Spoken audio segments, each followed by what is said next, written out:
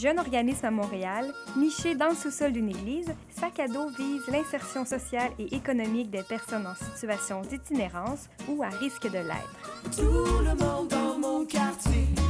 Qu'est-ce que c'est que ce casier?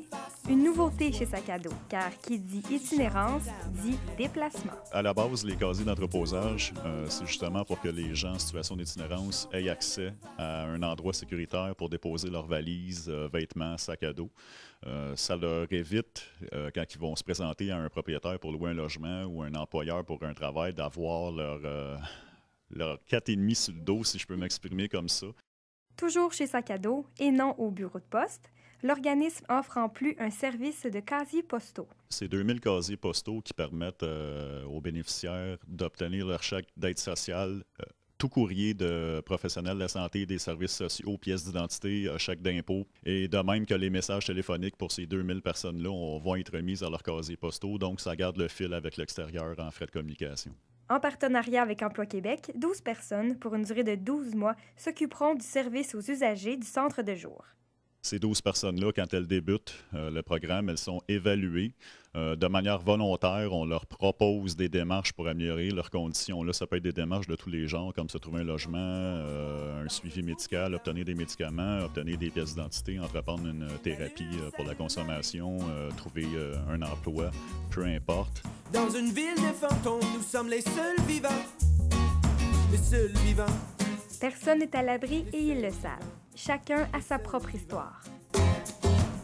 Parce que je veux lâcher les compagnies comme telles, là, puncher à toi le matin en arrivant, puis ça, là, je suis tanné, là. Dans le communautaire, comme vous pouvez voir, c'est plus agréable. Tu jases avec du monde, tu rencontres toutes sortes de monde.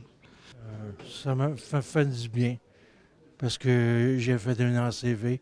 Aussi, chaperon avant, je suis moins prompt, la sœur. En attendant, les démarches sont longues et la patience est de mise.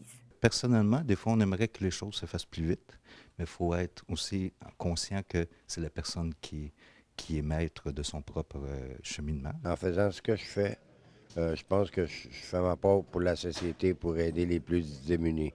Qu'est-ce que ça prend, selon vous, comme qualité pour être un bon travailleur communautaire? Beaucoup d'entre-gens, puis de comprendre les personnes qui ont des problèmes, puis essayer de les aider du mieux possible. Et comme tout métier, est à l'heure.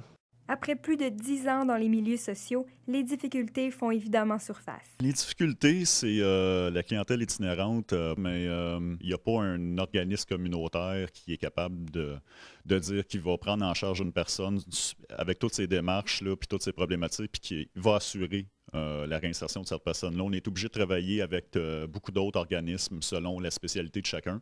Puis ça fait qu'il y a des temps d'attente partout. Donc, même avec tout le bon vouloir de la personne qui veut de l'aide et notre expertise à nous, malheureusement, c'est la rapidité d'action.